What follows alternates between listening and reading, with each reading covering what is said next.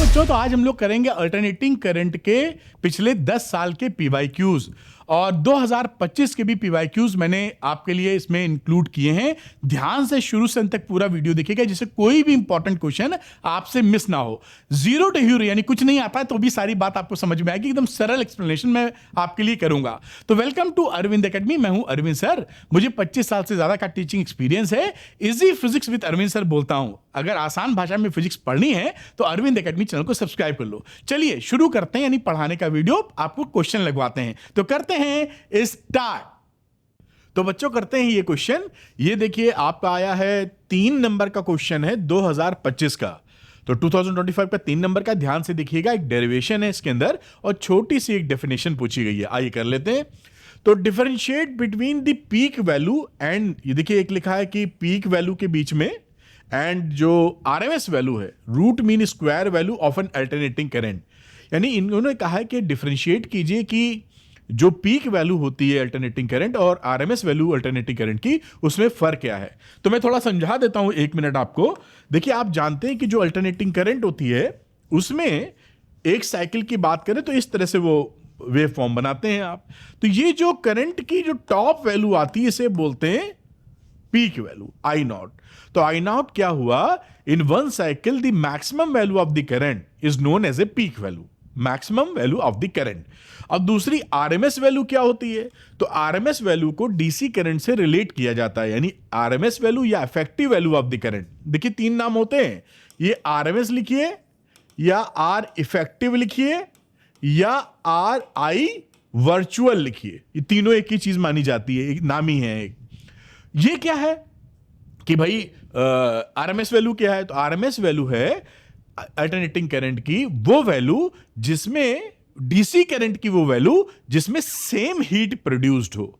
मतलब एक रजिस्टर आपने लगाया और सपोज करिए 2 मिनट के अंदर कोई एसी करंट आप इसमें फ्लो कर रहे हैं जिसकी दिशा बदलती रहेगी, उसने एच हीट प्रोड्यूस की है ना। तो आप डीसी करंट की वो, अब इसमें डीसी फ्लो कराइए 2 ही मिनट के लिए, इस करंट में उतनी ही हीट वो भी प्रोड्यूस करे डीसी वाली।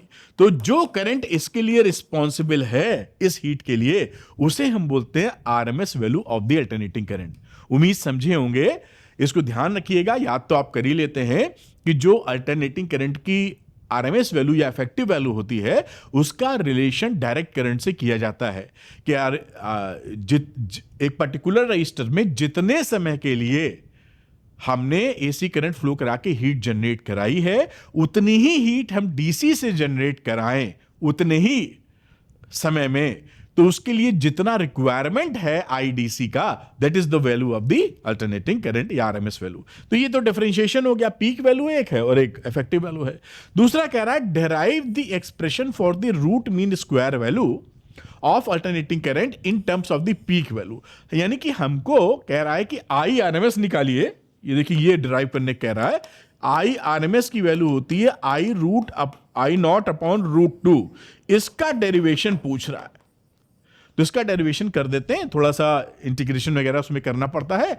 जो बायो के बच्चे हैं वो इंटीग्रेशन को याद कर लेंगे और बाकी मैथ्स वाले तो करते ही हैं, लेकिन करना तो एग्जाम में पड़ेगा ही। चलिए आइए इसको डेराइव भी कर लेते हैं जल्दी से कि इसकी वैल्यू कैसे आती है। तो यहां पर ये स्लाइड बदल नहीं रही है तो मुझे इस कंप्यूटर को थोड़ा सा टैप करना पड़ेगा। ये भी लग रहा है जाने वाला है तो यहां पर ये डेरिवेशन है I RMS I naught upon root 2। तो ये 0.707 आई नॉट कैसे आया है, तो डेरिवेशन के तौर पे सपोज एन अल्टरनेटिंग करंट, एक अल्टरनेटिंग करंट है जिसका आप इक्वेशन लिखते हैं I is equal to I naught sine omega T be pass through a circuit of resistance R. एक रेजिस्टेंस आर है, उससे आप करंट को फ्लो कर रहे हैं, अल्टरनेटिंग करंट को। Then the amount of heat produced in small time dt will be, यानी एक छोटे समय के लिए dt के लिए उस रेजिस्टेंस में कितनी हीट एसी करंट जनरेट कर रही है जो फ्लो हो रही है, उसकी वैल्यू है dh।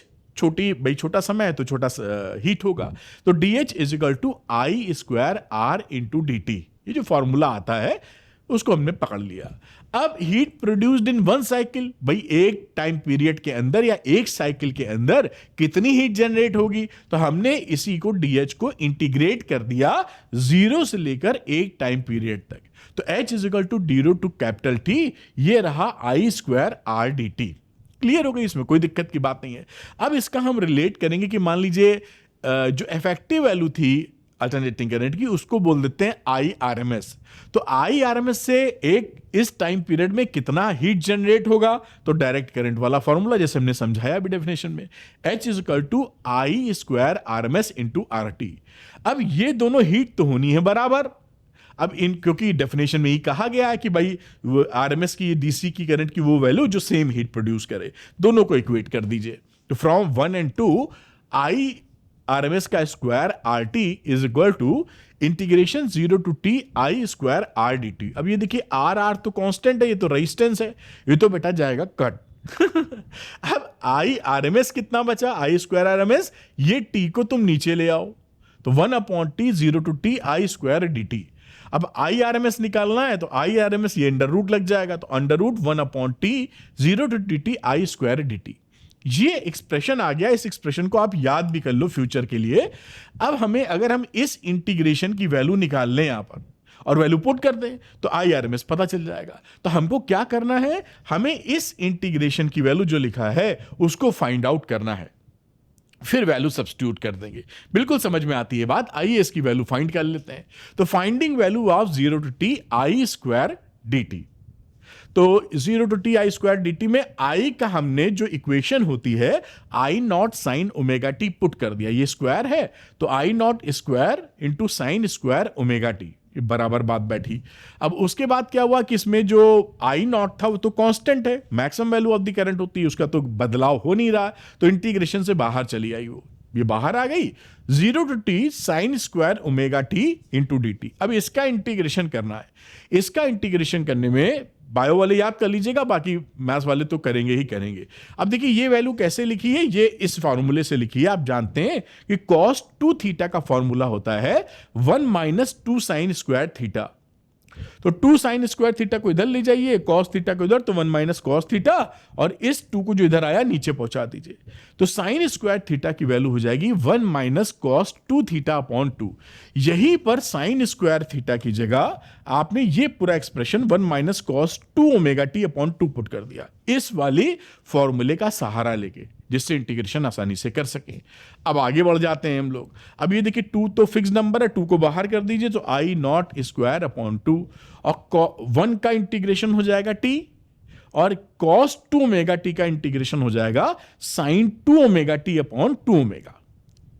ठीक है, ये भी इंटीग्रेशन बेसिक हो जाएगा, और लिमिट लगी है 0 to कैपिटल T।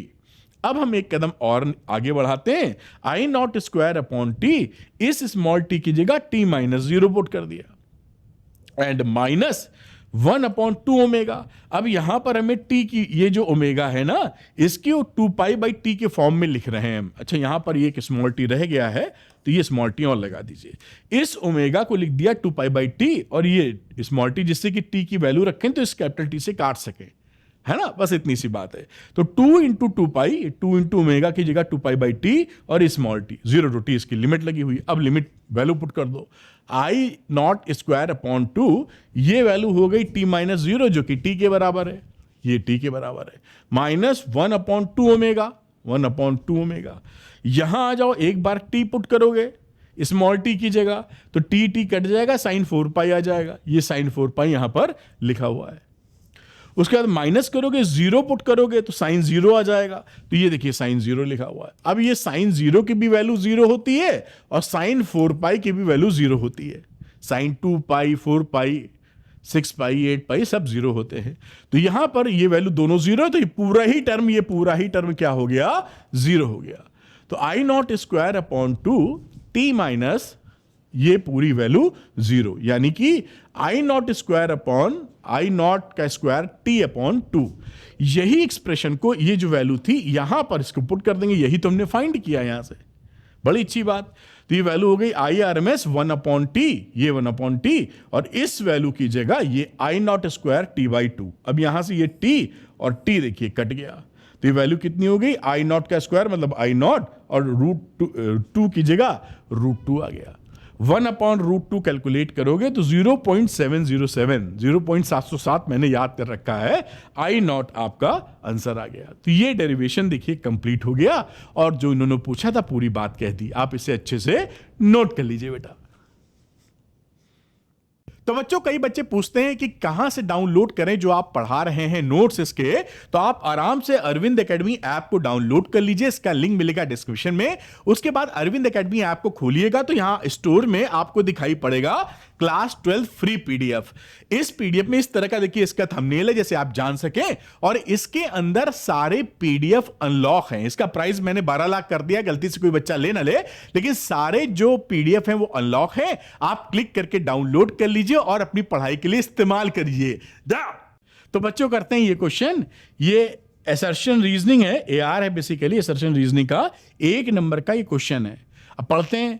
लिखा है assertion, in an ideal step down transformer the electrical energy is not lost. जो आइडियल ट्रांसफार्मर होते हैं उसमें इलेक्ट्रिकल एनर्जी का लॉस 0 लिया जाता है। तो ये असर्शन ट्रू है, ये असर्शन आपका ट्रू है। और स्टेप डाउन बोल रहा है, तो स्टेप डाउन का मतलब होता है ज्यादा वोल्टेज से कम वोल्टेज में चेंज करना। ठीक है, रीजन क्या? In step down transformer voltage decreases but the current increases. ये भी करेक्ट है कि ये जो इसका रीजन है, दिस इज ऑल्सो ट्रू कि भाई जो स्टेप डाउन ट्रांसफार्मर होता है उसमें वोल्टेज आपका कम किया जाता है, और वोल्टेज कम होगा तो करंट बढ़ जाती है, क्योंकि पावर सेम है, पावर इनपुट बराबर पावर आउटपुट आइडियल के लिए। V into I is equal to V।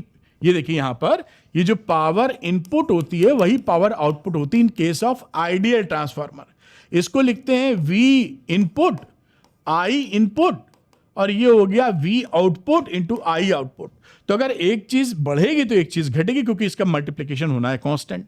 तो V बढ़ा तो I घटा, बढ़िया। तो सही दोनों हैं, लेकिन ये इसका करेक्ट एक्सप्लेनेशन नहीं है। आइडियल ट्रांसफार्मर में पावर लॉस होता है, नहीं होता है, इसका ये एक्सप्लेनेशन नहीं है। तो इसका जो आंसर बनेगा आपका वो बनेगा कि बोथ आर, बी बनेगा कि बोथ आर करेक्ट, लेकिन R is not the correct explanation of the assertion. Reason is not the correct explanation of the assertion. इसको नोट कर लीजिए आप। तो बच्चों, करते हैं ये क्वेश्चन।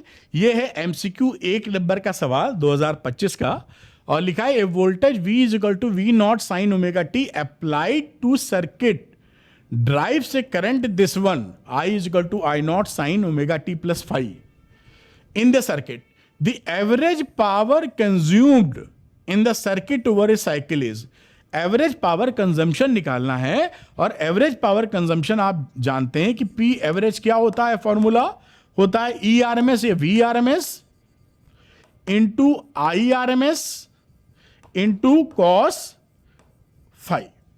ये फॉर्मूला होता है यहां पर। अब यहीं पर अगर आप वैल्यू रखना चाहें तो VRMS को क्या लिख सकते हो, V नॉट अपॉन √2। इससे कंपेयर करोगे तो V नॉट है, ये आ गया V नॉट अपॉन √2।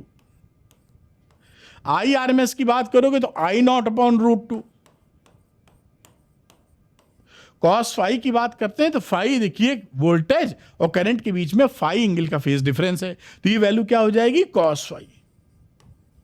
ये अब इसको आप थोड़ा सा कैलकुलेट कर लीजिए, √2 जाता है 2, तो आप लिख सकते हैं V not I not upon 2 into cos 5। ये आपका यहां पर आंसर आ गया, और ये इसमें से किसका आंसर है, ये इसमें से आंसर है डी का। तो this is the correct one.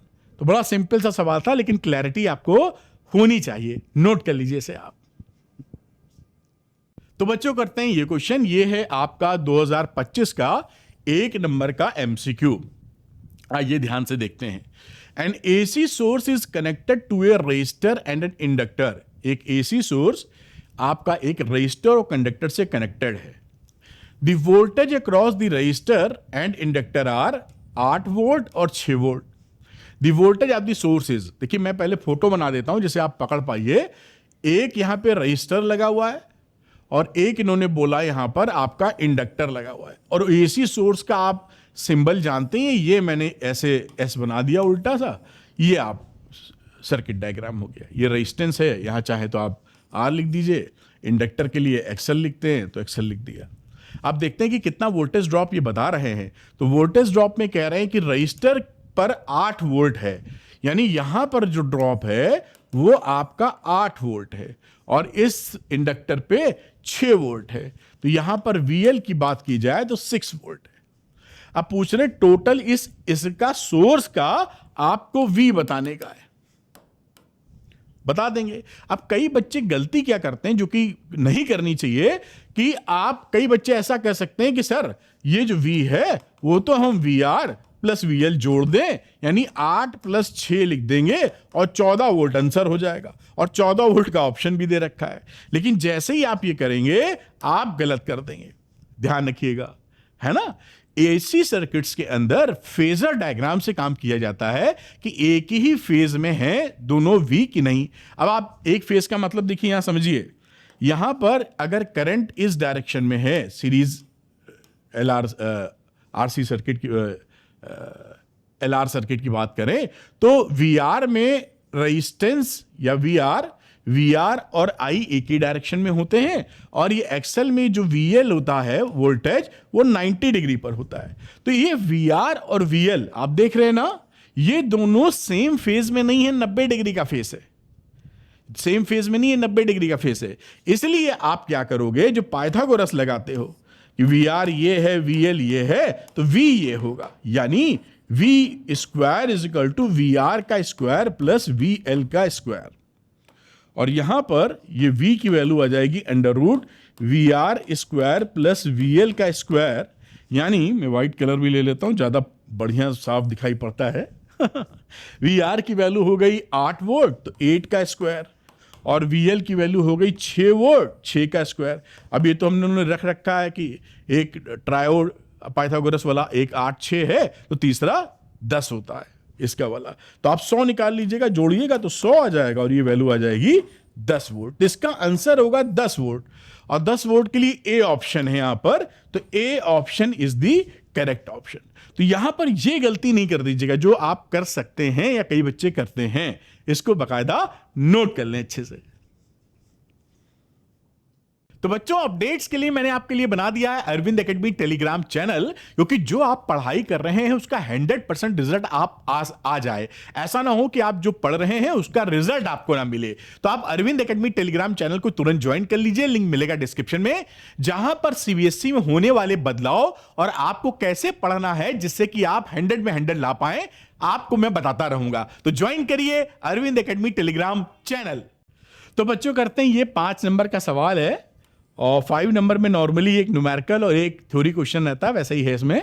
तो लिखा, write the principle of working of a transformer.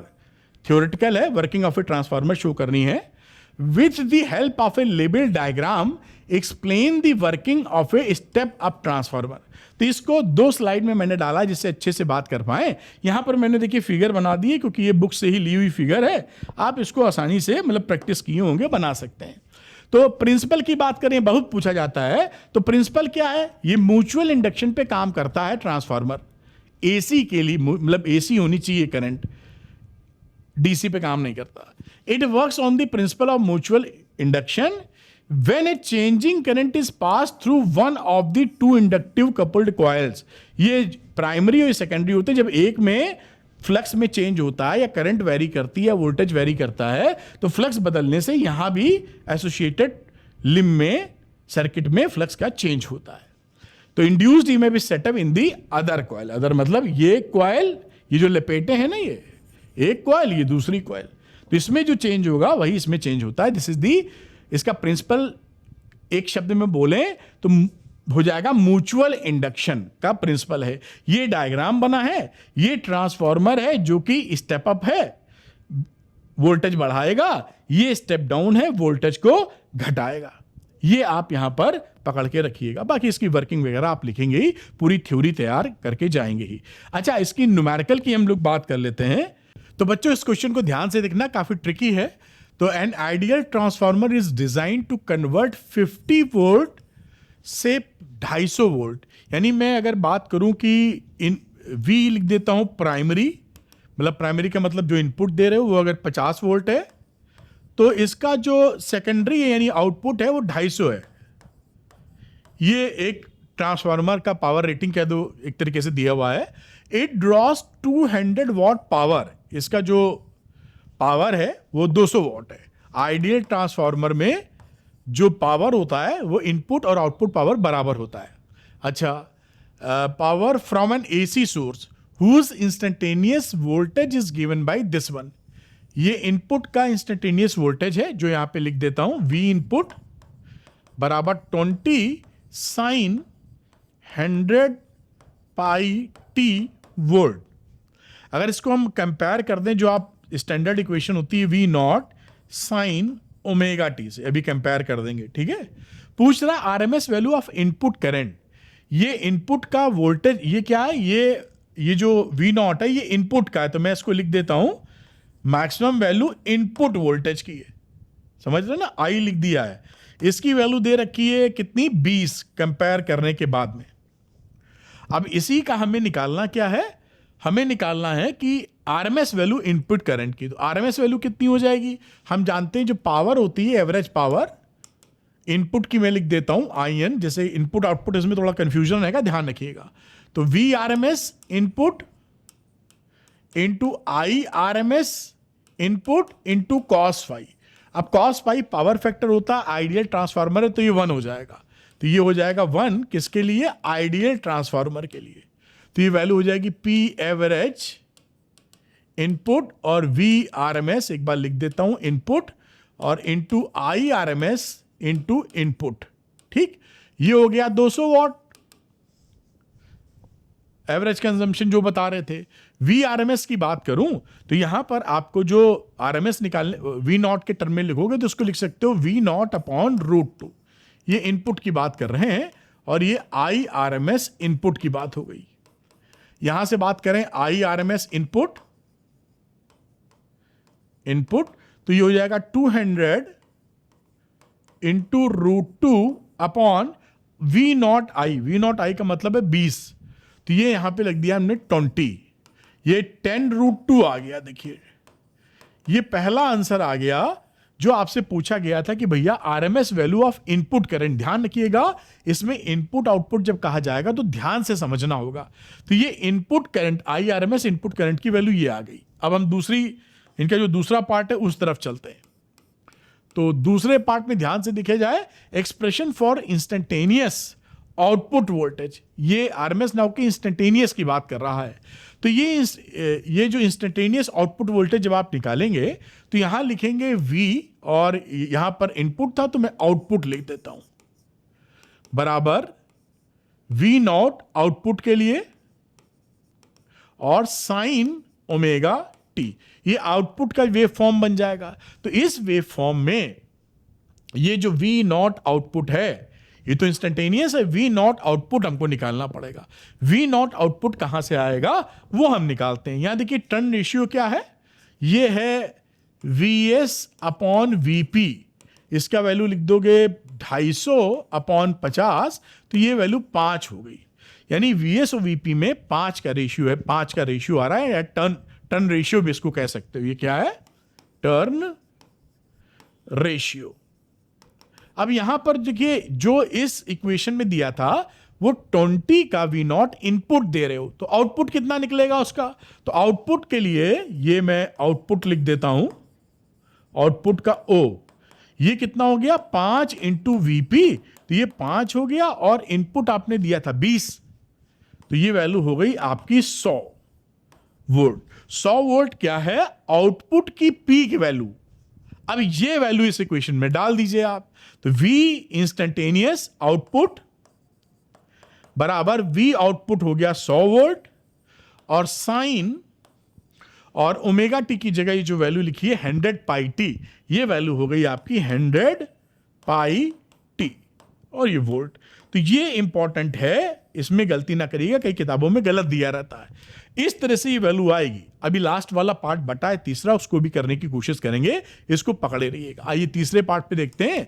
लिखा है expression for instantaneous output current. यहां आउटपुट वोल्टेज है तो आउटपुट करंट हमको चाहिए, तो मुझे लगता है नेक्स्ट पेज पे जाना पड़ेगा। यहां आ जाते हैं। अब हमें जो इक्वेशन लिखनी है वो लिखनी है आई आउटपुट बराबर आई नॉट आउटपुट का इंटू साइन ओमेगा टी। तो ये तो मैं पता ही था 100 पाई टी आ रहा था, उसमें कोई समस्या नहीं है। आई नॉट आउटपुट हमको लेना है, तो पी एवरेज देखिए फिर से लिखते हैं। पी एवरेज हो गया V R M S output का इंटू, मैं इसको थोड़ा सा बैलेंस कर दूं आराम से जिससे आप अच्छे से समझ पाए, into I R M S output, और पावर फैक्टर तो हो जाएगा 1 क्योंकि आइडियल ट्रांसफार्मर है। और ये जो पी एवरेज लिखा है आइडियल ट्रांसफार्मर में जो पी होता है वो इनपुट और आउटपुट बराबर होता है क्योंकि पावर लॉस नहीं होता। तो यहां पर ये 200 वाट का 200 वाट रह गया, चाहे इनपुट हो चाहे आउटपुट हो, दोनों के लिए पावर बराबर। V R M S output की बात करते हैं, तो V R M S output हमने यहां कहीं निकाला हमें लगता है, ये देख लेते हैं। वी आर एम एस, ये पीक वैल्यू निकाली 100, तो पीक निकाली, इससे आरएमएस हो जाएगा 100/√2। ये देखिए पीक वैल्यू ना आउटपुट पे की। तो यहां पर अगर मैं लिखूं तो इसको लिख सकते हो V0/√2 आउटपुट की बात कर रहे हैं, इनटू इसको भी हम लिख देते E0 आउटपुट /√2। बढ़िया। अब ये वैल्यू हो गई ये लिखते हैं 200 बराबर V0 की वैल्यू 100 आई थी पीछे /√2, और ये I0 आउटपुट का हमें चाहिए /√2। तो I0 आउटपुट क्या हो गया 200 इंटू √2 इंटू 2, और ये रहा 100। अब 100 से आपने डिवाइड मारा तो ये आ गया 4 एम्पियर। तो ये आई पीक आउटपुट आ रही 4। अब यानी इस इक्वेशन में रख दो, तो आई इंस्टेंटेनियस आउटपुट कितनी करंट मिलेगी, I0 आउटपुट जो कि है 4 ampere, this is 4 sine 100 pi T ampere. ये आपका यहां पर आंसर हो गया 4 साइन 100 पाई टी एम्पियर। तो ध्यान रखिएगा इनपुट आउटपुट को बैलेंस करके ही चलना बेहतर होगा। इसे आप यहां पर नोट कर सकते हैं। ये आप यहां पर अच्छे से नोट में हटता हूं, 1 सेकंड लीजिए और पॉज करके नोट डाउन कर लीजिए। मेरे ख्याल से नोट कर पाए होंगे। ये रहा ये पार्ट भी, आप इसको अच्छे से नोट कर लें बेटा। तो बच्चों super easy physics with Arvind sir. अगर फिजिक्स में आपको दिक्कत हो रही है, उस स्कूल के टीचर से पढ़ रहे हैं, समझ में नहीं आ रहा, किसी कोचिंग सेंटर ऑफलाइन ऑनलाइन में है और भाषा आसान नहीं है, फिजिक्स में डिफिकल्टी है, तो आप मेरे साथ जुड़ सकते हैं द्रोणा के साथ। और एक अच्छी और खुशखबरी भी क्या है कि 8 अगस्त से हम लोगों ने फ्रेश स्टार्ट किया है, यानी चैप्टर 1 से दोबारा स्टार्ट किया है। और अप्रैल से अब तक जो मैंने पढ़ाया है पूरी फर्स्ट बुक, वो आपको वो भी मिलेगी, ओल्ड लेक्चर्स भी मिलेंगे और पूरे सिलेबस के लेक्चर्स भी मिलेंगे, जिससे आप जो चाहें वो पढ़ सकते हैं। तो आपका ज्यादा छूटेगा नहीं। 10 दिसंबर तक कोर्स खत्म होना है, तो जल्दी कीजिए जिससे आप इसमें ज्वाइन कर सकें। इसके अंदर द्रोणा के अंदर NCERT exercise, NCERT examples, last 10 years PYQs, इसके अलावा notes, MCQ, assertion, reasoning, case study, सब कुछ असाइनमेंट, ये सब कुछ आपको मिलने वाला है, फॉर्मूला शीट, जिससे आप ताकतवर मजबूती से अपनी तैयारी कर सकते हैं। तो द्रोणा से तुरंत जुड़िए और 10 दिसंबर तक कोर्स फिनिश करके रिवीजन का भी मौका पाइए।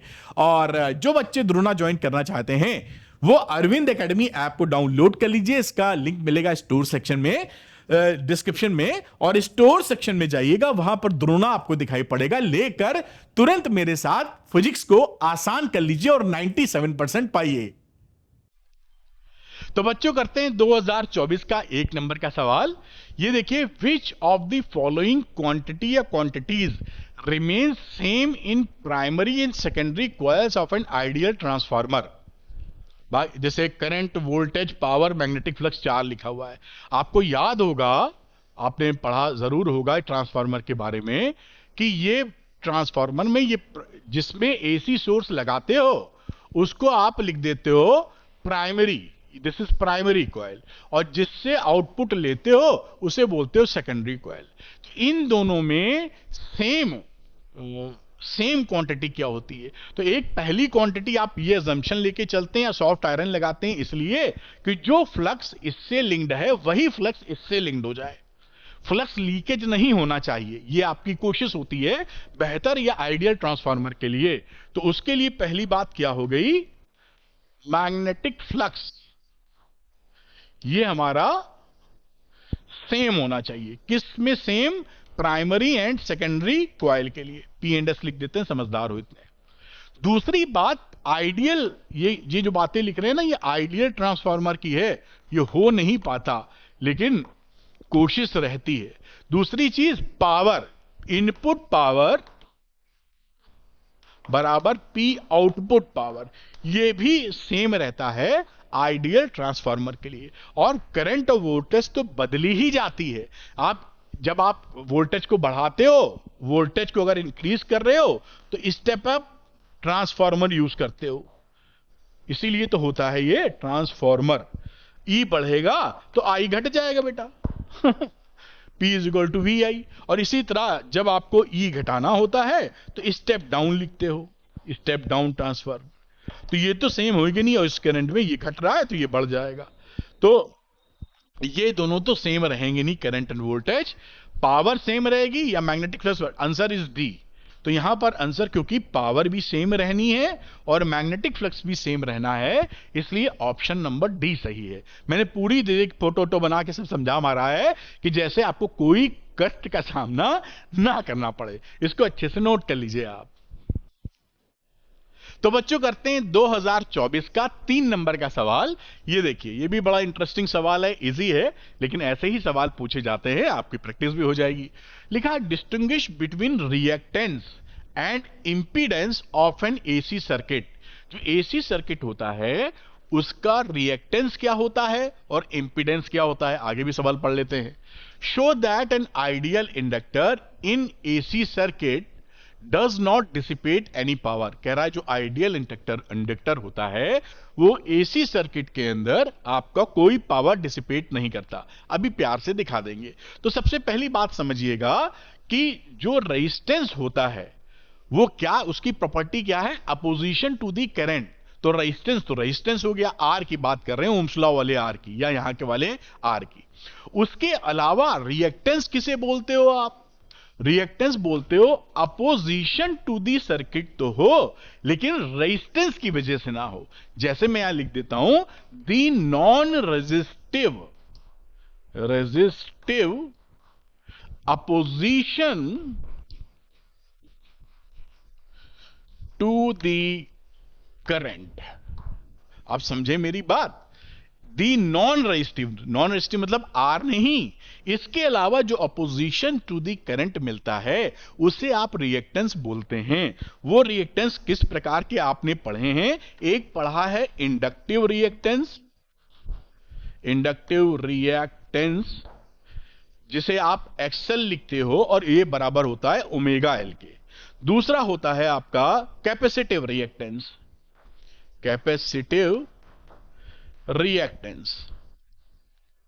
इसे कहते हो एक्सी, और ये होता है 1 अपॉन ओमेगा सी के बराबर। इस रिएक्टेंस की एसआई यूनिट या आर की यूनिट ओम ही होती है। एसआई यूनिट इन सबकी क्या होती है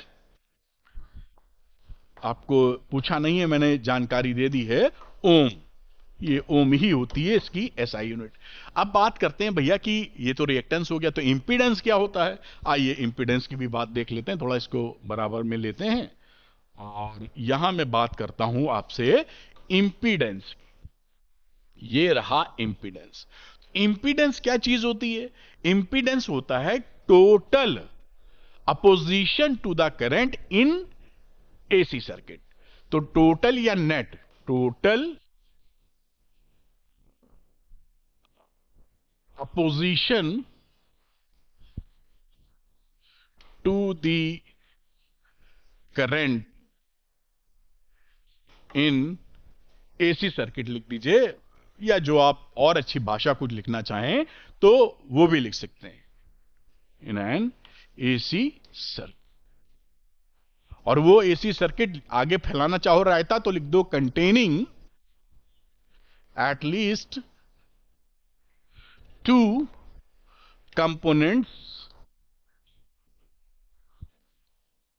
of L, C and R. मतलब उस सर्किट के अंदर एल, केवल एल नहीं होना चाहिए, या तो एलसी हो, या सीआर हो, या एलआर हो, या फिर तीनों हो। तो इस तरीके से उसको बोलते हो इंपीडेंस। और इंपीडेंस को क्या लिखते हो सीरीज एलसीआर सर्किट के लिए? उसकी वैल्यू देखते हो इन सीरीज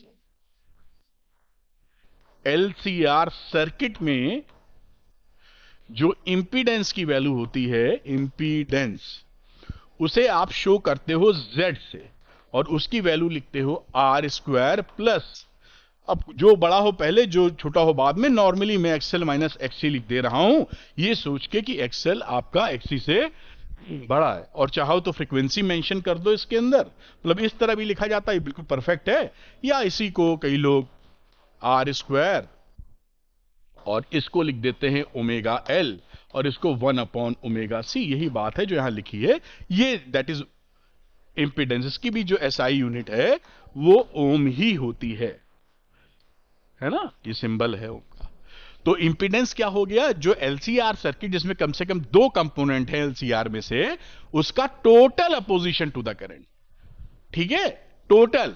और जब अलग अलग होगा, जैसे आर का होगा तो रेजिस्टिव सर्किट बोलोगे, उसके अलावा एल का या सी का जो है उसे बोलते हैं रिएक्टेंस। ये भी बात समझ गए। अब लास्ट वाली बात कुछ पूछी थी, उसको देख ले, मेरे दिमाग से उतर गई कि पूछी क्या है। अच्छा, इस आइडियल इंडक्टर एसी सर्किट में पावर कंज्यूम नहीं करता, तो ये भी बड़ी अच्छी और सरल सी बात है। देखिए यहां पर मैं यहीं लिख दूं या अगले में लिख देता हूं। चलिए यहां पर बात करी जाए तो फॉर आइडियल इंडक्टर, तो देखिए आइडियल इंडक्टर के केस में ये जो एसी सर्किट आप बनाते हैं, इसमें हम जानते हैं कि E leads I by pi by 2, यानी इसके अंदर फेज डिफरेंस कितना है ई एंड आई के बीच में, पाई बाई 2। और एवरेज पावर का फॉर्मूला क्या होता है बेटा? P average in AC circuit, in series LCR circuit, वो होता है ई आरएमएस या वी आरएमएस लिख दीजिए, into I RMS into cos phi. इसे बोलते हो पावर फैक्टर, और फाई यही फेज डिफरेंस है। तो इस केस में फाई की वैल्यू क्या है? यहां फाई की वैल्यू है पाई बाई 2। तो E RMS into I RMS into cos pi by 2 रख दोगे। कॉस पाई बाई 2 कितना होता है? ये 0 के बराबर होता है, तो पूरी वैल्यू हमारी 0 हो जाएगी। तो ये आप दिखा पाए, हेंस प्रूव्ड लिख दीजिए। हेंस प्रूव कि जो आइडियल इंडक्टर होता है उसका average power consumption in one cycle 0 हो जाता है, क्योंकि ई आई से पाई बाई 2 एंगल से लीड कर रहा होता है। बड़ी सिंपल सी बात है, लेकिन जो पूछा था उसको हम लोगों ने बहुत बेहतर ढंग से शो किया है। तो मैं यहां नोट करवा देता हूं, आपको टाइम दे देता हूं, कुछ बच्चे पॉज करके नोट करते हैं। तो ये सवाल है जो कि इंपॉर्टेंट सवाल है, क्योंकि आया ही हुआ है, और इसको आप नोट करिए। मैं हटता हूं, फिर ऊपर करूंगा, तो ये आप नोट कर पाए होंगे। पॉज करके इसको थोड़ा सा मैं ऊपर कर देता हूं, यहां तक इसको। ठीक है, बढ़िया, इसको नोट करिए। फिर अगली स्लाइड आपको दिखाता हूं। ये रही इसकी अगली स्लाइड, इसको भी आप बढ़िया से अच्छी तरीके से बेटा नोट कर लीजिए। तो बच्चों करते हैं 2024 का 1 नंबर का सवाल। इंटरेस्टिंग है ऐसी, आइए देख लेते हैं। तो इसमें लिखा है an AC voltage is applied across a ideal inductor, the current in it. आपको मालूम है जो ये सिचुएशन बोल रहे हैं, एक इंडक्टर है, उसमें आपने एक एसी सोर्स को अप्लाई कर दिया है। आप ये जानते हैं एसी सोर्स है, सिंबल से आप समझ पा रहे हैं। जब भी प्योर इंडक्टर को आप लगाते हो या इंडक्टर को लगाते हो, आइडियल इंडक्टर को, तो आपको पता है कि इस केस में जो वोल्टेज होता है E leads by current I by phase angle pi by 2। ये आपको पता होगा, नहीं पता तो पता होना चाहिए। तो ई देखिए आई से आगे है, या इसी बात को घुमाकर आप क्या कह सकते हैं, आई पीछे है, I lags E by pi by 2। आप ये समझ पाए होंगे। अगर ए बी से आगे है, एक कहने का तरीका है कि ए बी इस डायरेक्शन में ए बी से आगे है, या कह सकते हैं बी ए से पीछे है। बात तो वही है, एक आगे होगा तो दूसरा पीछे होगा, यही बात यहां से समझिए। तो यहां पर पूछ रहा है कि करंट के बारे में बताइए, तो करंट जो है वो लैग कर रही है π/2 से ई से, और π/2 कितना होता है एक साइकिल के अंदर, देखिए क्योंकि आंसर साइकिल में दे रखा है, तो टोटल फुल साइकिल होती है 2π पे, आधी साइकिल होती है पाई पर, एक चौथाई साइकिल होती है π/2 पर, ये भी ये 3π/2 हो जाएगा। आप ये जानते हैं, या मैं आपको सरल लगे इसलिए मैं इसके और एक्सप्लेनेशन दे रहा हूं। तो π/2 का मतलब है इतना आगे, ये पूरी साइकिल का एक चौथाई हिस्सा है। तो यहां पर क्या कहेंगे कि I lakhs E by 1/4 cycle, ये आंसर हो गया। और किस तरह हुआ, मैंने पूरी बात आपको यहां पर समझाई है। तो मैं यहां इस आंसर को ऐसे लिखता हूं, और यहां देख लेता हूं कौन सा ऑप्शन मैच कर रहा है। तो ये ऑप्शन नंबर बी यहां पर मैच कर रहा है, lakhs the voltage by 1/4 cycle. आप देख पाए होंगे, और पूरी बात मैंने डायग्राम वगैरह से बताई जिससे कहीं कोई कंफ्यूजन ना रह जाए। आप इसको अच्छी तरीके से नोट कर लीजिए बेटा।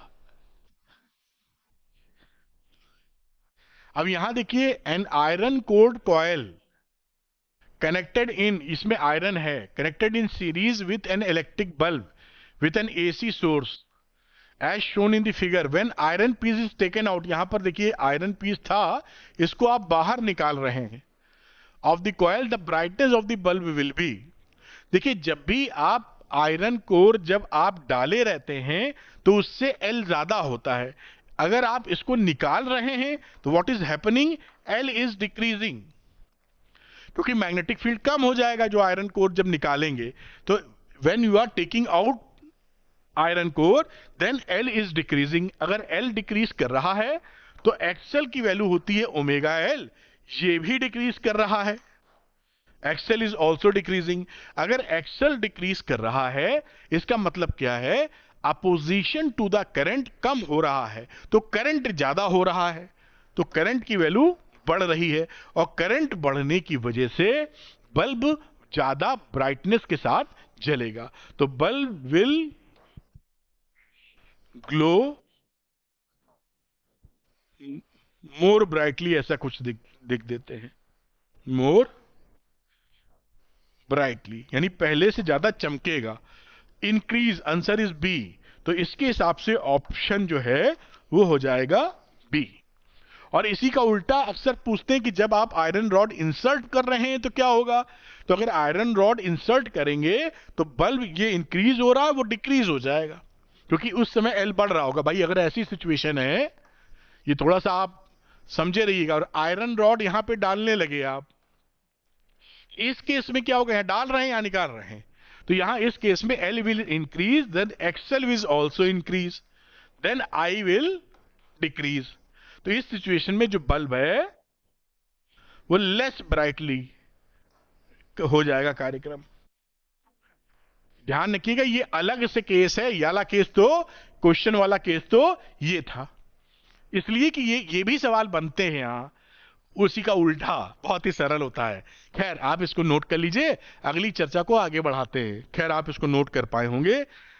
ये अगले क्वेश्चन पे आ गए हम लोग, देखिए, और यहां पर देखते हैं and alternating current I is equal to 14, this one, यानी मैं लिख देता हूं I is equal to 14 sine 100 pi t, a passes through a series combination of a resistor and inductor. Series में दो हैं, ये आपका रेजिस्टेंस है और साथ में इंडक्टर है, ऐसे सर्किट दिया हुआ है,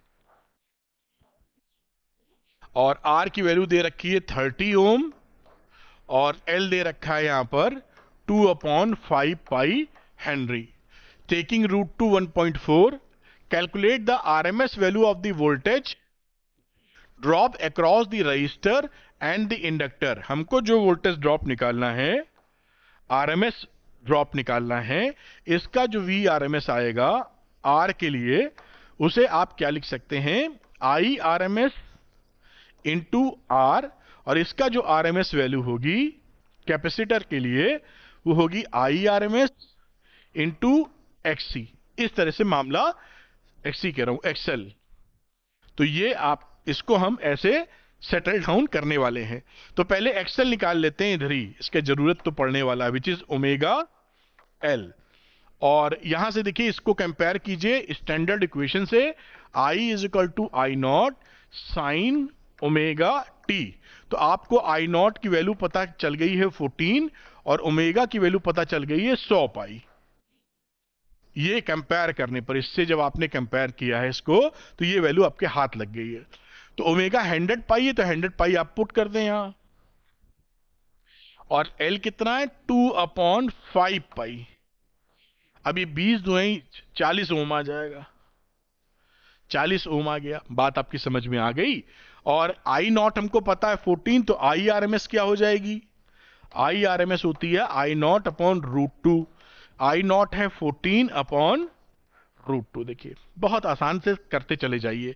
अब यहां पर देखिए पहला पार्ट का सॉल्यूशन जो हमें चाहिए था, आरएमएस वैल्यू वोल्टेज ड्रॉप, तो वी आरएमएस आर के हिसाब से, तो आई आरएमएस आर पर जो ड्रॉप है इनटू आर। आई आरएमएस क्या रहा 14/√2, और बेटा आर क्या रहा 30।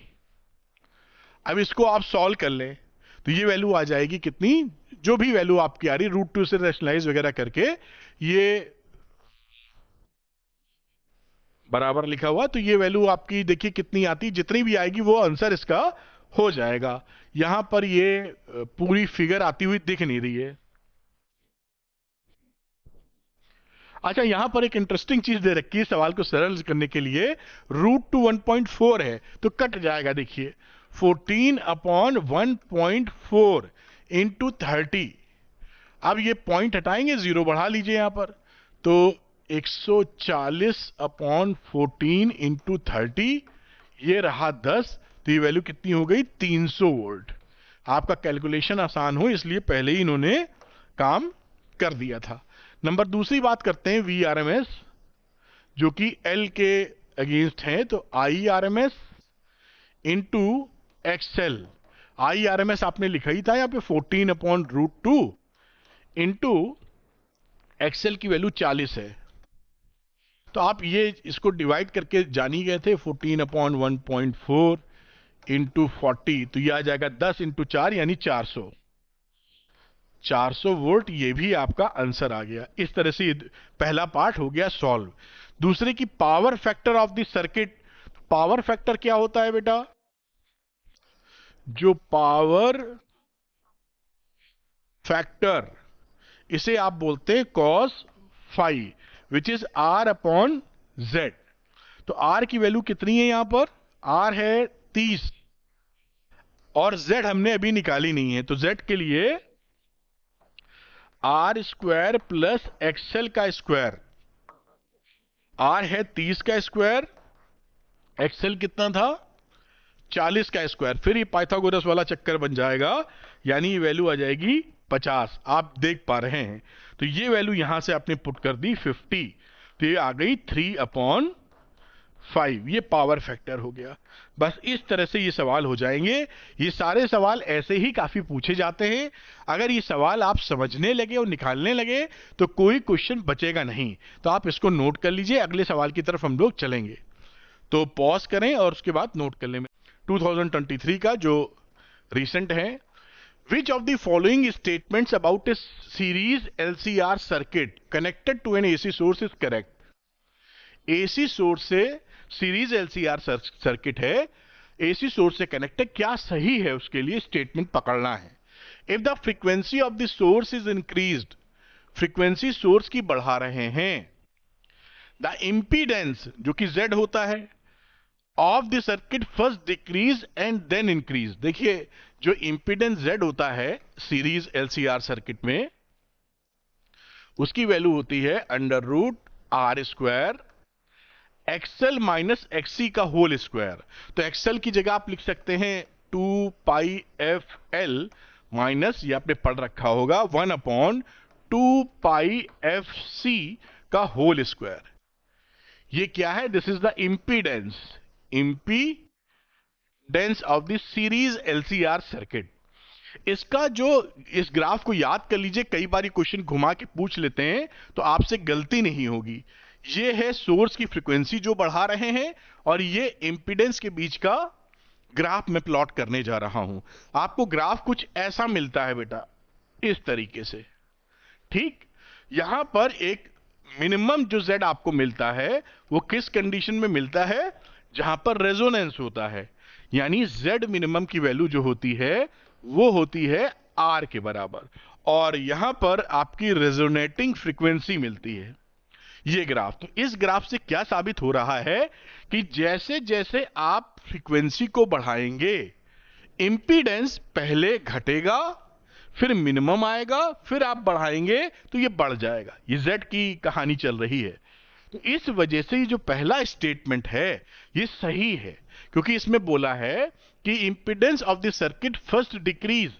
ये देखिए ना, ये जैसे जैसे आप बढ़ा रहे हो ये इंपीडेंस घट रहा है, फिर लिखा एंड देन इंक्रीज, उसके बाद इंक्रीज कर रहा है। तो यहां पर ऑप्शन नंबर ए करेक्ट है।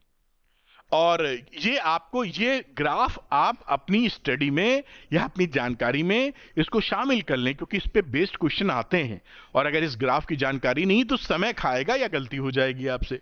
बाकी जो बातें, क्योंकि आपके यहाँ सिंगल करेक्ट ही आते हैं, इसलिए बाकी बातें सही नहीं होंगी। चलिए देख भी लेते हैं एक बार। If the next reactance XL minus XC of the net लिखा होगा, नेक्स्ट लिख दिया है, of circuit becomes equal to its resistance, then the current leads the voltage by 45 degree. ये भी बात दुरुस्त नहीं है। नेट रेजिस्टेंस जो है वो रेजिस्टेंस के बराबर है, तो करंट लीड करे वोल्टेज को 45 डिग्री से। इसी तरीके से बाकी बातें लिखी हैं। At resonance the voltage drop across the inductor is more, same होता है कैपेसिटर के बराबर। अगली बात, at resonance the voltage drop across the capacitor is more, ये भी गलत लिखा हुआ है। तो only the correct answer is a. बाकी बातें आप जैसे मैंने बताया उसको ध्यानपूर्वक देख सकते हैं। चलिए मैं हटता हूं और इसको आप नोट कर लीजिए। Important question 2023, an AC voltage V, ये भी एमसीक्यू है। An AC voltage V is equal to V naught sine omega t is applied to a series combination of a resistor R and an element X। मतलब कुछ ऐसा रहा होगा, आपको समझाऊं तो ये रेजिस्टेंस है और कोई डिवाइस यहां लगी, पता नहीं वो क्या है, लेकिन एक डिवाइस है X, और इसके साथ आपने अल्टरनेटिंग करंट का ये एक सोर्स लगा रखा है जो कि V is equal to V naught sine omega T से सप्लाई कर रहा है। बहुत अच्छी बात है। ये कट्टम का निशान नहीं, इसको X समझिएगा जो यहां बोला गया है। The instantaneous current in the circuit is this one, और इस सर्किट में जो करंट है वो है I is equal to I naught sine omega T plus pi by 4। ये करंट का हालचाल है। Then which of the following is correct. एक तो डिवाइस के बारे में लिखा है कि कैपेसिटर है कि इंडक्टर है, और साथ में XC या XL की कहानी कही है। तो देखिए यहां पर कैसे आप इसको समझ सकते हैं, बहुत ही आसान है। करंट यहां पर लीड कर रही है वोल्टेज से। ये किस में होता है, ये कैपेसिटिव सर्किट में होता है। इंडक्टर सर्किट में वोल्टेज लीड करता है करंट से, और कैपेसिटिव सर्किट में जो करंट होती है वो वोल्टेज से लीड करती है। इसका मतलब क्या है, ये लीड कर रही कैसे पता, इसका फेज ओमेगा टी है, और इसका फेज देखिए ओमेगा टी में प्लस पाई बाई 4 जुड़ा हुआ है, यानी ये इससे आगे है। हिंदी में बोल रहे हैं, इंग्लिश में करंट लीड कर रही है वोल्टेज से। तो I is leading V by angle या बाई पाई बाई 4। इससे क्या हमको पता चलता है कि X device is a capacitor. आप समझ गए होंगे ये कैपेसिटर है, क्योंकि कैपेसिटर के अंदर ही करंट लीड करती है वोल्टेज को। बड़ी अच्छी बात। अब कुछ और बातें भी लिखी हैं। अब भाई ये इंडक्टर वाला बात तो गलत हो चुका है, तो इसको तो उड़ा दो। अब XC और R का रिलेशन की बात कही, देखिए पहले और चौथे में। तो हमें यह पता होता है कि इन कैपेसिटिव सर्किट 10 फाई की वैल्यू होती है XC अपॉन R, है ना। आपको उम्मीद कर रहा हूं इसको आप पकड़ के रखे होंगे। अब यहां पर फाई कितना है, पाई बाई 4, जो फेज डिफरेंस होता है। तो यहां पर आपने लिख दिया 10 pi by 4 is equal to XC upon R। 10π/4 होता है 1, XC अपॉन R यानी XC और R की वैल्यू दोनों बराबर है। बस आंसर आ चुका है। ऑप्शंस देख लेते हैं। ये ऑप्शन नंबर डी सही है, XC बराबर R। तो यहां पर आपका करेक्ट ऑप्शन है डी। इसको आप नोट कर सकते हैं। कॉन्सेप्ट क्लैरिटी बनी रहेगी तो कैसा भी ट्विस्ट सवालों में आप संभाल लेंगे। इसको कर लीजिए। अगले सवाल की तरफ हम लोग चलने वाले हैं। खैर, पहला क्वेश्चन 2023 का इंपॉर्टेंट है और बहुत आसानी से आप कर सकते हैं। इसमें पूछा है the figure shows variation of current I, ये देखिए इधर I दे रखा है, एंड टाइम t, ये दो डिवाइसेस हैं, इनके बीच में IT दिया है, PQR, ये P है, Q है, R है, S है। The device in which N alternating current flows is, किसके अंदर अल्टरनेटिंग करंट फ्लो हो रही है, ये अपने को पता करना या बताना है। देखिए, हम अल्टरनेटिंग करंट में हम लोगों ने क्या सीखा था कि अल्टरनेटिंग करंट घटती बढ़ती रहती है और पीरियोडिकली ये अपने डायरेक्शन को चेंज करती है। तो यहां पर देखिए R तो बढ़ ही जा रहा है, बढ़ता ही जा रहा है, घट तो रहा ही नहीं है। तो चेंज तो घट बढ़ रहा नहीं, R हो नहीं सकता। क्यों हो नहीं सकता? क्योंकि ये दोनों बढ़ते ही जा रहे हैं। अब बात आई S और P की, तो आप यहां पर देखें कि जो S वाला है वो इसका डायरेक्शन बदल रहा है। अगर ये देखिए पॉजिटिव हिस्सा है I का, ये नेगेटिव हिस्सा है, तो दिस इज पॉजिटिव नेगेटिव, यानी पीरियोडिकली इसका डायरेक्शन चेंज हो रहा है। जबकि ये जो ऊपर वाला P है इसका डायरेक्शन चेंज नहीं हो रहा है, घट बढ़ जरूर रहा है लेकिन डायरेक्शन चेंज नहीं हो रहा है। तो हमारे लिए आंसर क्या हुआ कि अल्टरनेटिंग करंट जो घटे बढ़े भी, और हमारे सिलेबस में सरलता के लिए बोला गया है साइनसोइडली घटे बढ़े, और साथ में डायरेक्शन पीरियोडिकली चेंज करे, उसे अल्टरनेटिंग करंट आप कहते हैं। तो इस बेसिस पर आपका S वाला सही है। तो this is the correct one. देखते हैं इसमें से कौन सा D। तो इसका आंसर हो गया आपका D। मेरे ख्याल से आप इसको बेहतर ढंग से सीख पाएंगे। मैं हटता हूं, अगला क्वेश्चन लूंगा। इन बातों को जो मैं बता रहा हूं ध्यान से सुनिए, नोट्स भी बना लीजिए, चाहिए तो आपको काफी मदद करेंगी। मैं हट जाता हूं, ये आप इसको नोट कर सकते की तरफ। तो लिखा है 300 ohm resistor and capacitor, this one are connected in series to a 200 volt 50 hertz AC source. The current in the circuit is, तो करंट इन द सर्किट जब निकालोगे तो IRMS की वैल्यू निकालने के लिए VRMS या ERMS अपॉन Z चाहिए। ERMS तो ये दिया है 200 वोल्ट, ये देखिए ERMS हमको दे रखा है 200 वोल्ट, Z हमको नहीं मालूम है।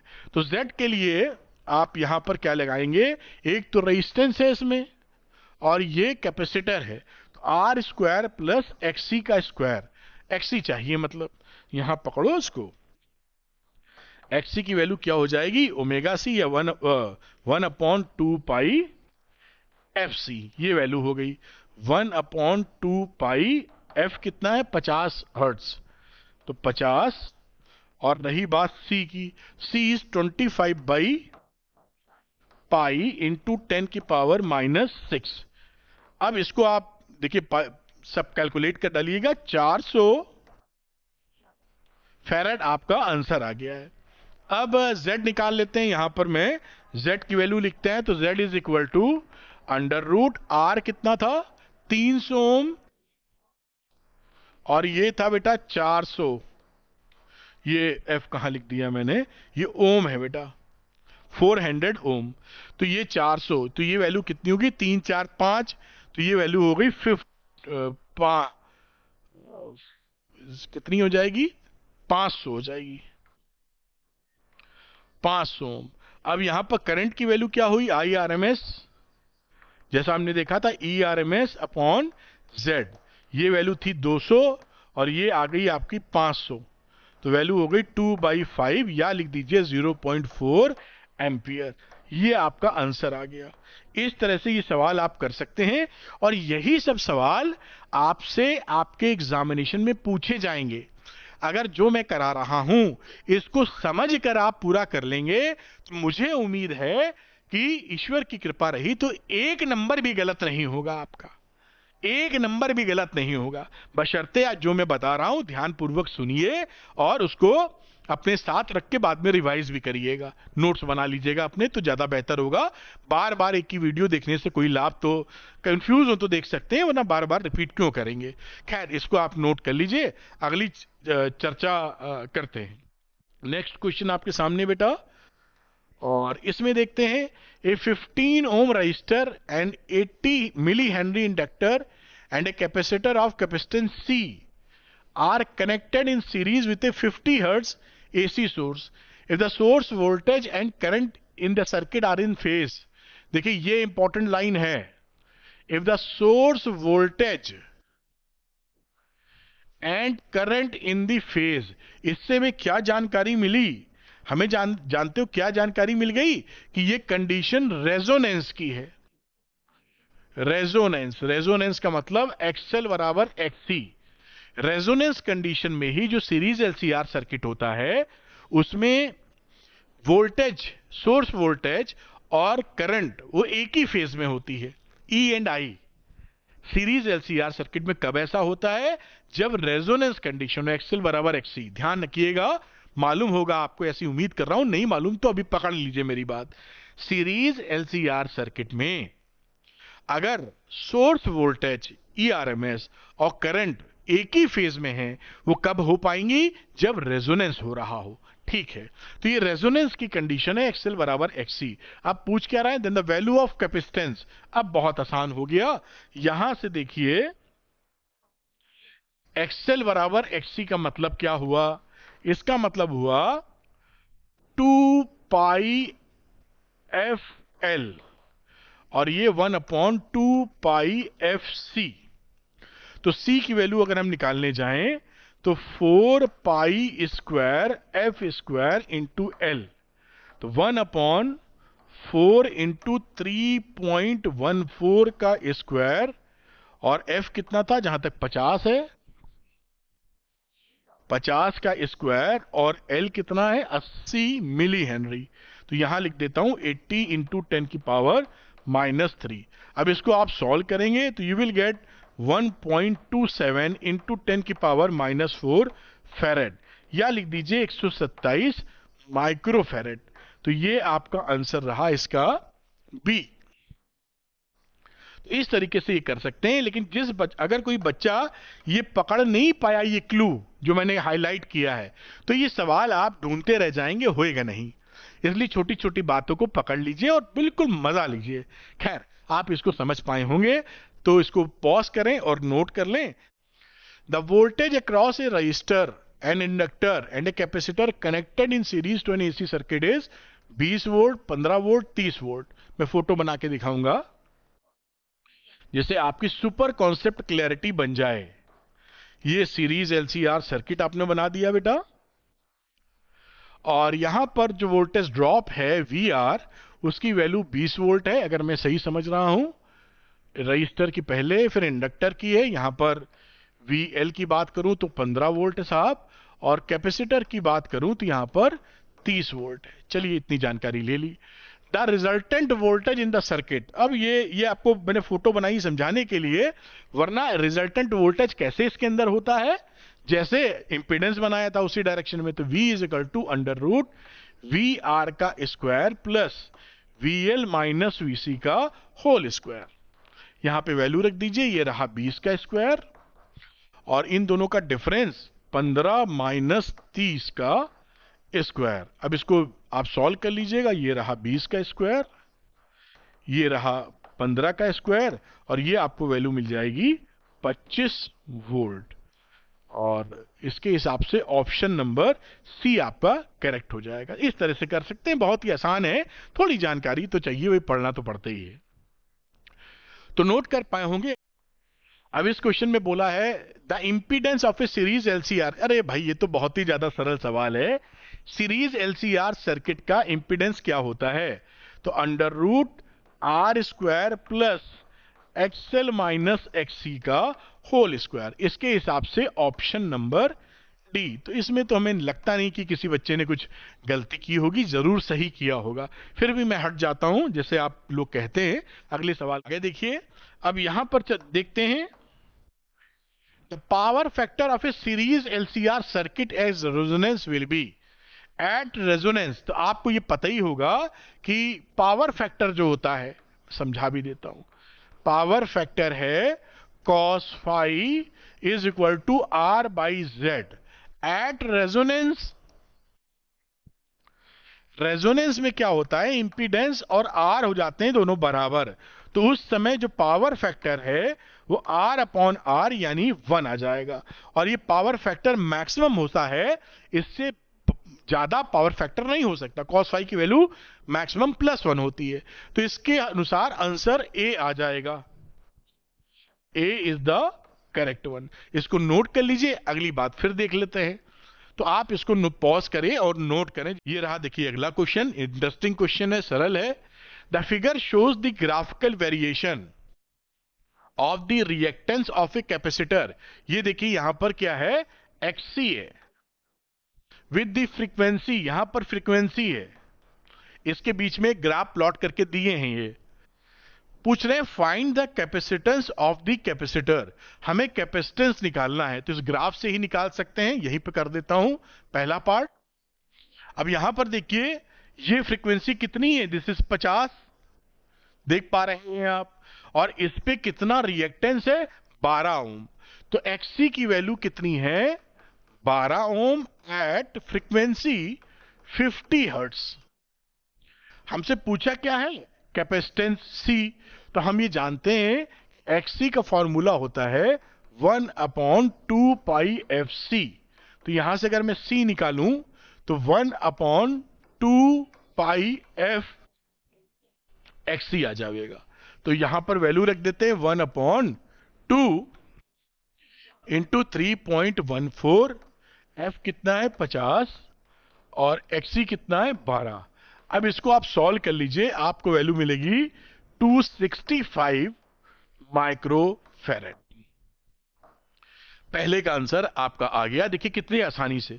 दूसरी बातचीत लेते हैं। An ideal inductor has the same reactance. एक आइडियल इंडक्टर है जिसका सेम रिएक्टेंस है 100 हर्ट्ज फ्रीक्वेंसी पर। तो 100 हर्ट्ज फ्रीक्वेंसी पर यहां देखें तो रिएक्टेंस कितना आपको मिल रहा है, ये लाइन देखें, वो मिल रहा है 6।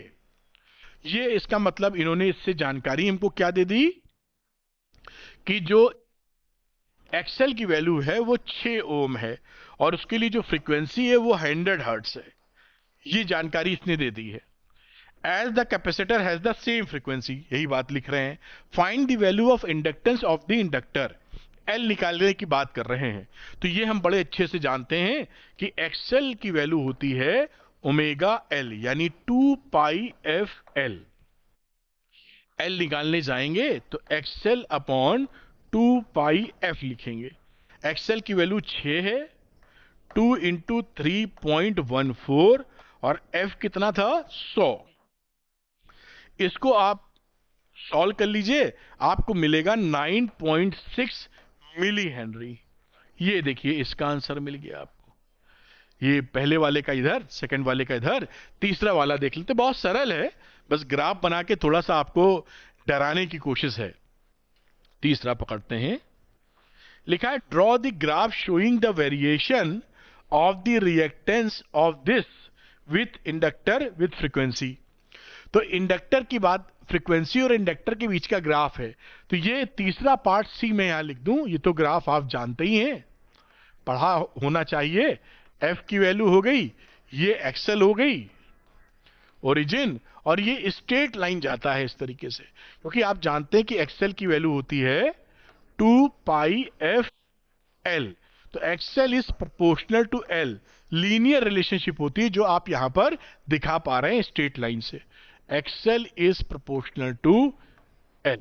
ये तो ये C पार्ट था, ये आपका बेटा B पार्ट था, और A पार्ट इधर आपने किया है, यहीं पर मैंने कर दिया, जो कि आपके लिए काफी आसान हो सकता है। इसको नोट कर लीजिए, अगले सवाल की तरफ हम लोग मूव करेंगे।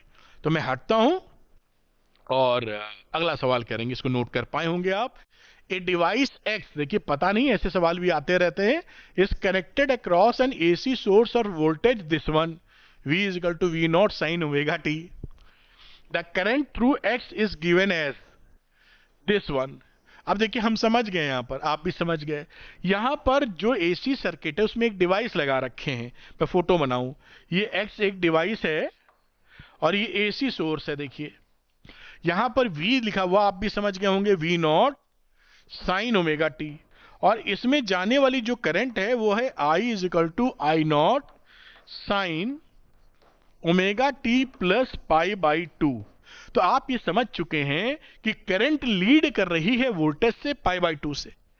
तो करंट वोल्टेज से किस में लीड करती है, जान गए आप? कैपेसिटिव सर्किट में। जो आपका इंडक्टर सर्किट होता है वहां वोल्टेज लीड करता है करंट से, तो ये कैपेसिटर है, कैपेसिटर। तो यहां से यहां आप लिख सकते हैं इससे कि I इज लीडिंग क्या है, V by pi by 2, therefore X is a capacitor. ये पहला ए पार्ट था, ए आपने यहां पर कर दिया। इस तरह से समझ जाते हैं, बहुत आसान होता है, थोड़ा दिमाग लड़ाने की आवश्यकता है।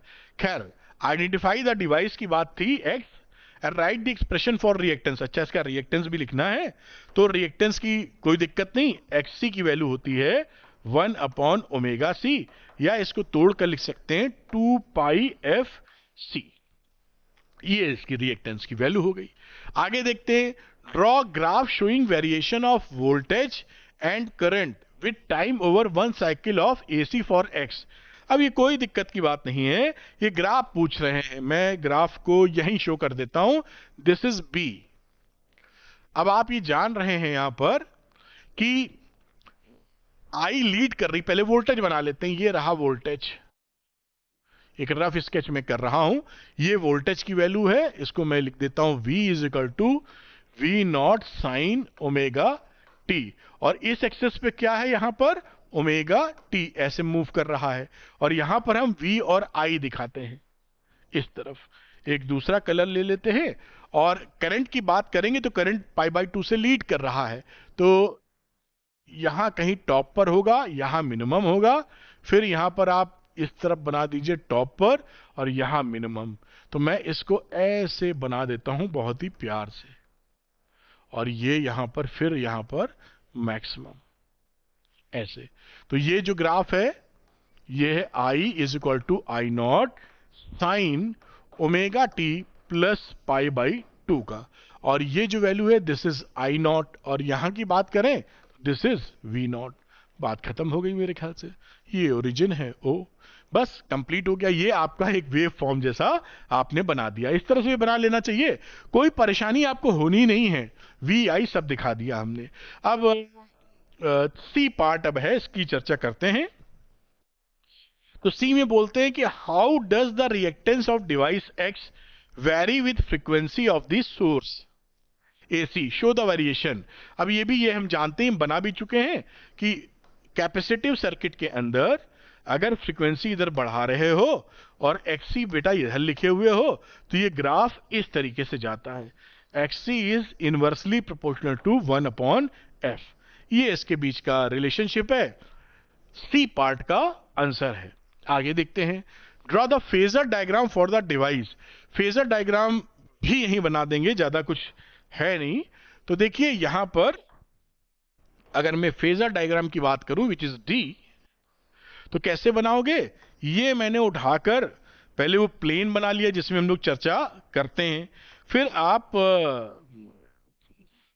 एक लाइन खींच दीजिए I के लिए या V के लिए।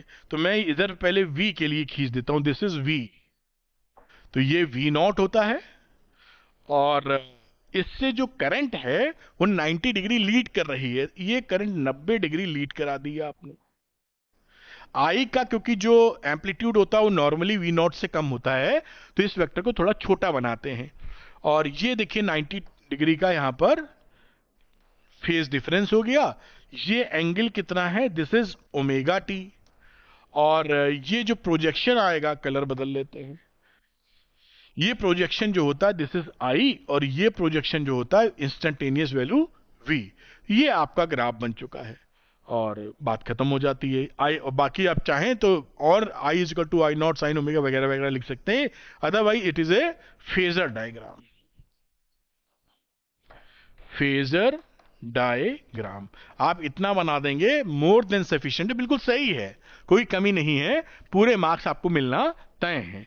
तो ये मैं ऊपर से आपको दिखाता हूं, इसको नोट कर लीजिए। ऐसे सवाल देखिए 5 नंबर का सवाल था और काफी कुछ पूछ लेते हैं इसमें, लेकिन सब सरल रहता है, अगर आपने पढ़ा है तो सब कुछ बड़े प्यार से कर देंगे। तो मेरे ख्याल से आप इसको नोट कर पाए होंगे। थोड़ा ऊपर खिसकाता हूं जिससे पूरी बात दिख जाए आपको। ये देखिए यहां पर ऐसे ले आए साहब आप नोट करें इसको। और ये लीजिए अगले क्वेश्चन पे है, find the value of the phase difference between the current and the voltage. Current और वोल्टेज में हमको फेज डिफरेंस निकालने का है। In the series LCR circuit shown below which one leads in phase. कौन लीड कर रहा है इसकी भी जानकारी हमको लेनी है, करंट या वोल्टेज। तो देखिए यहां पर सबसे पहली बात, हम एक्सेल आपको पढ़े होंगे आप, एक्सेल और एक्सी निकालेंगे। जो बड़ा आएगा वही डोमिनेंट सर्किट होता है। अगर एक्सेल बड़ा आ गया तो ये इंडक्टिव की तरह बिहेव करेगा। इंडक्टिव की तरह मतलब वोल्टेज लीड करेगा करंट को। अगर एक्सी बड़ा आ गया तो कैपेसिटिव सर्किट का डोमिनेंस होगा, यानी करंट लीड करेगी वोल्टेज को। तो पहले हम चेक करने की कोशिश करेंगे एक्सेल एक्सी की कहानी। खैर ये जो इक्वेशन दी है पहले हम इसको कंपेयर कर लेते हैं, v is equal to V naught sine omega T plus Y से। इसको कंपेयर कर लीजिए। तो ऑन कंपेयरिंग, हमने जब कंपेयर किया तो हमें ओमेगा, तो वी ओमेगा मिल गया 1000 ऑन कंपेयरिंग। अब शुरू हो जाइए, यानी एक्सेल एक्सी निकालना है। तो एक्सेल के लिए हमने निकाला ओमेगा एल। ओमेगा था 1000 और एल कितना था बेटा 100 मिली हेनरी। 100 इंटू 10 की पावर -3, तो ये 100 आ जाएगा। फिर हम निकालेंगे XC, 1 upon omega C, 1 upon 1000, और ये रहा सी की वैल्यू है 2 माइक्रोफेरेड, ये वैल्यू रख दी। अब इसको आप कैलकुलेट करेंगे तो 500 ओम आ गया। देख रहे हैं? अब यहां से देखिए, बिल्कुल आप ये ध्यान रखिए, हेयर मैं यहां लिख देता हूं, हेयर कौन बड़ा है XC. XC is greater than XL, सही लिखा है ना। एक्सी का मतलब 500 ओम और ये 300 ओम। तो यहां पर डोमिनेंस किसका होगा एक्सी का, यानी ये डोमिनेंट कैपेसिटिव सर्किट होगा। इसका मतलब क्या है? इसका मतलब यह है कि जो कैपेसिटर सर्किट होता है उसके हिसाब से ये नेचर शो करेगा। और कैपेसिटर सर्किट में कौन लीड करता है? करंट लीड करती है। तो करंट आई विल लीड किससे? वी से। ये कहानी होगी, क्योंकि ये कैपेसिटिव सर्किट की कहानी है। तो कौन लीड करेगा ये मैंने बता दिया।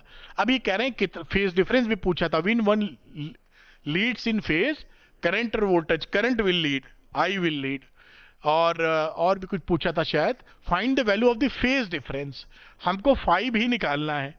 तो हम ये जानते हैं कि 10 फाई की जो वैल्यू होती है, एक्सएल माइनस एक्सी लिखते हैं बड़े में से, क्योंकि हमें पता चल चुका है एक्सी लीड करेगा, तो एक्सी माइनस एक्सएल निकाल लो। तो ये यहां पर, वरना एक्सएल माइनस एक्सी लिखते, मैं एक्सी माइनस एक्सएल कर दे रहा हूं, बड़े में से छोटा, और नीचे होता है आर। तो ये रहा 10 फाई, एक्सी कितना है 500 -100 अपॉन आर कितना था 400। तो ये वैल्यू हो गई 400 upon 400, that is equal to 1। तो 10 फाई की वैल्यू हो गई 1, यानी फाई कितना हो गया 45 डिग्री। यानी जो करंट, यानी फाइनल आंसर आप पूरा लिखना चाहें तो क्या लिख सकते हैं कि current I will lead V by phase angle कितना था 45 या पाई बाई 4। ये 45 का मतलब पाई बाई 4। तो ये आपका पूरा स्टेटमेंट समझ में आ गया आपको किसमें क्या हुआ है। ये सारे छोटे छोटे जो कॉन्सेप्ट्स हैं सब जुड़ते रहते हैं। अगर किसी बच्चे ने ध्यानपूर्वक इन कॉन्सेप्ट्स को नहीं पढ़ा है तो किसी भी सवाल में फंस सकता है और जिसने छोटे छोटे कॉन्सेप्ट क्लियर कर रखे हैं उसके लिए कैसा भी सवाल बन जाए, यहां बने या आगे आप कई सारे एग्जामिनेशंस देने वाले हैं, सब में आप फ्लाइंग कलर्स में निकल के आएंगे। खैर इसको आप नोट करिए, अगली बातचीत करते हैं। तो मेरे ख्याल से अब ये अच्छा सवाल था जो आप समझ पाए होंगे। लिखा है without making any other change, ठीक है, find the value of the additional capacitor C1 to be connected in parallel with the capacitor C। अच्छा, इसके पैरेलल हम एक कैपेसिटर लगाना चाहते हैं यहां पर ऐसे, ठीक है, with the capacitor C in order to make the power factor of the circuit unity। देखिए पावर फैक्टर यूनिटी कहने का मतलब क्या है? पावर फैक्टर यूनिटी कहने का मतलब है cos phi R by Z होता है, इसको कह रहे हैं एक कर दो। एक करने का मतलब है Z बराबर R कर दो। ये कब होता है? Eight resonance. तो हम फिर ये समझ गए कि सीरीज LCR सर्किट में ये चाह रहा है कि हम रेजोनेंस कर दें। रेजोनेंस करने का मतलब क्या है? XL बराबर XC। ये इससे बात निकल आई कि रेजोनेंस जब होगा तो ये कंडीशन होएगी ही होएगी। अब देख लेते हैं, यहां पर हम निकालते हैं XL, ये XC, इन दोनों का मिला के और दोनों को सेट कर देंगे। तो ये बातचीत की जाए तो XL की वैल्यू होती है ओमेगा L, और XC के लिए जब आप लिखोगे तो ओमेगा C डैश लिखोगे, क्योंकि इन दोनों का मिला के C, ये पैरेलल कॉम्बिनेशन में है। तो C डैश कितना हो जाएगा? C1 प्लस C2, तो C प्लस C1। मेरे ख्याल से बात को हजम कर पाए होंगे आप। तो यहां पर मैं ये लिख सकता हूं 1 अपॉन ओमेगा C डैश की जगह C प्लस C1। अब ये दोनों होने हैं बराबर पावर फैक्टर यूनिटी करने के लिए। तो ओमेगा L एक्सएल ये दे ही रखा है 100 मिली हेनरी, तो मैं यहां पर लिख सकता हूं 100 मिली हेनरी। ये तो L दिया भैया, ये ओमेगा लिख दो, ओमेगा यहां से मिल गया। देखो इससे आप कंपेयर कर दो, V is equal to V naught sine omega T plus 5। Omega कितना है? 1000। अब इसका इस्तेमाल हम यहां करेंगे, दिस इज ओमेगा L बराबर 1 upon omega C plus C1। तो बेटा यहां पर वैल्यू रख देते हैं। तो देखिए ओमेगा की वैल्यू हो गई 1000, यहां से निकाली है, और L की वैल्यू हो गई 100 मिली हेनरी, यहां पर आ गए 1000। C की वैल्यू है 2 माइक्रोफेरेड, तो 2 इंटू 10 की पावर -6, और ये C1 हमको अभी पता नहीं है, इसको हम लोग कैलकुलेट करेंगे यहां पर। तो ये देखिए आ जाएगा 100, 3 जीरो खा जाएगा ये, और ये रहा 1 अपॉन 1000 एंड 2 इंटू 10 की पावर -6 प्लस C1। तो 2 इंटू 10 की power -6 plus C1 is equal to 1 upon 10 की पावर 5। और इसको लिखना चाहें तो हम क्या लिख सकते हैं? 10 की पावर -5। थोड़ा सा कैलकुलेशन और कर लेते हैं। अब देखिए यहां पर ये C1 की वैल्यू कितनी आ गई? 10 की पावर -5 माइनस 2 इंटू 10 की पावर -6। इसको देखिए कैलकुलेट करने के लिए क्या लिख लेंगे? 10 की पावर -6 लगा देते हैं, तो इसको लिख सकते हैं 110 इंटू 10 की पावर -6। इसको जैसे घटा पाए इतना तो आप, उम्मीद है आप कर लेंगे भाई। ये ऑर्डर बराबर करने के लिए इसको लिख सकते हो 10 इंटू 10 की पावर -6, और ये हो गया 2 इंटू 10 की पावर -6। अब यहां पर 10 की पावर -6 ले लो कॉमन, तो 10 माइनस 2 यानी कि 8 इंटू 10 की पावर -6 फेरेड, या 8 माइक्रो फेरेड आपका आंसर आ गया। तो आप अगर इसके पैरेलल में, इस कैपेसिटर के पैरेलल में 8 माइक्रोफैरड का अगर कैपेसिटेंस लगा दोगे तो ये क्या हो जाएगा, पावर फैक्टर यूनिटी हो जाएगा, यानी ये रेजोनेंस में आ जाएगा। तो ये आप इसको देख लीजिए। और ये सारे सवाल इंटरेस्टिंग होते हैं क्योंकि इसके अंदर जो मैसेज होता है वो थोड़ा घुमा के होता है, जैसा मैंने आपको समझाया यहाँ पर कि ये कहानी क्या थी और कैसे आप निकालेंगे। तो इसको नोट करें, अगला सवाल लेते हैं। मैं थोड़ा ऊपर कर देता हूं, तो ये इसको मैं थोड़ा ऊपर ले जाता हूं जैसे पूरी बात आपको दिख जाए, और नेक्स्ट क्वेश्चन आगे लेते हैं। मेरे ख्याल power factor of N AC circuit is 0.5। Power factor 0.5 है, यानी cos phi की वैल्यू 0.5 है। What is the phase difference between the voltage and current in this circuit? तो देखिए cos phi 0.5 अगर है तो आप जानते हैं कि ये 0.5 का मतलब होता है 1/2। तो किसकी वैल्यू कितने एंगल की 1/2 होगी? जब phi हमारा 60 डिग्री होगा। यही आंसर आ गया। फेज डिफरेंस, डिफरेंस कितना है? 60 डिग्री। आंसर आ गया आपका। बड़े आसानी से इसको कर पाए आप, नोट कर लीजिए। अगले क्वेश्चन की तरफ चलते हैं। तो आइए नेक्स्ट क्वेश्चन पॉज करिए और इसको नोट डाउन कर। अब इस क्वेश्चन को देखते हैं। देखो बेटा, plot a graph showing variation of capacitive reactance with the change in the frequency of the AC source. ये बहुत इंपॉर्टेंट है, आपसे काफी पूछा भी जाता है। तो ये देखिए, आप क्या करिए, ये फ्रीक्वेंसी का ग्राफ इधर हो गया और ये एक्सी हो गया इधर। हम ये जानते हैं कि जो एक्सी की वैल्यू, पीछे गलत तो नहीं लिख दिया, 1/ωc लिखा, ठीक है।